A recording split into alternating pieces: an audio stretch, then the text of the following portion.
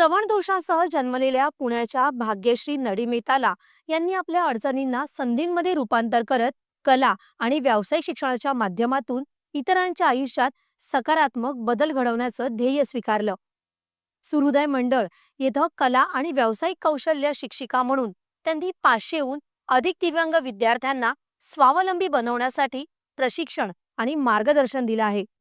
त्यांच्या मार्गदर्शनाखाली त्यांच्या विद्यार्थ्यांनी राष्ट्रीय स्तरावर पदकांची कमाई केली आहे.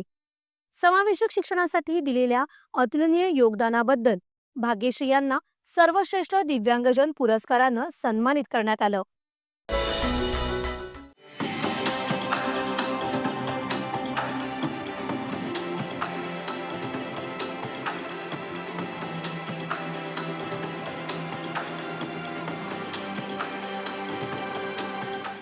पुण्याच्या सुहृद शिक्षण मंडळाच्या मूकबधिर शिक्षण संस्थेमध्ये कला शिक्षिका म्हणून कार्यरत असलेल्या भाग्यश्री नडीमेटला कन्ना यांना आंतरराष्ट्रीय दिव्यांग दिनानिमित्त विशेष पुरस्कारांनी सन्मानित केलं गेलं.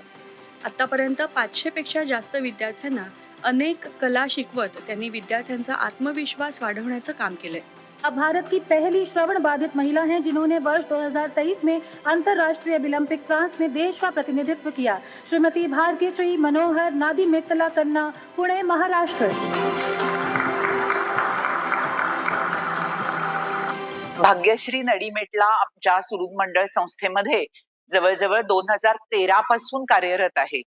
कला आणि हस्तव्यवसाय शिक्षिका म्हणून तिची एक स्वतंत्र ओळख आहे. भाग्यश्री सारख्या दिव्यांग कर्णबधीर शिक्षिका ही मुलांना इतकी जवळची वाटते की ही मुलं सगळी कर्णबधीर असल्यामुळे तिला ती जास्त आपलीशी वाटतात आणि मुलांनाही ही शिक्षिका आपलीशी वाटते. आज 2013 सालापासून ती ज्या पद्धतीने प्रामाणिकपणाने सचोटीने तिच्याकडची कला, तिच्याकडचा सगळे एकूण गुण ती मुलांमध्ये रुजवण्याचा प्रयत्न करते. आम्हा सगळ्या सुहृद मंडळासाठी ही अतिशय अभिमानाची गोष्ट आहे. यामध्ये त्यांच्या कुटुंबियांची त्यांना मोलाची साथ लाभली. भाग्यश्री यांचे पती मनोहर हे सुद्धा कर्णबधीर असून ते राष्ट्रीय खेळाडू सुद्धा राहिलेत. भाग्यश्री यांनी आर्ट्समध्ये पदव्युत्तर पदवी पूर्ण केली. तसंच विविध राष्ट्रीय तसंच आंतरराष्ट्रीय स्पर्धांमध्ये बक्षिसं आणि पदकं सुद्धा मिळवलीत.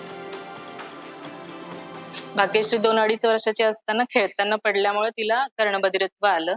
आई वडिलांचे अथक परिश्रम आणि मी आणि माझा भाऊ श्रीकांत आम्ही दोघांच्या खंबीर पाठिंब्याने तिला आर्ट मास्टर पदवी पूर्ण केली.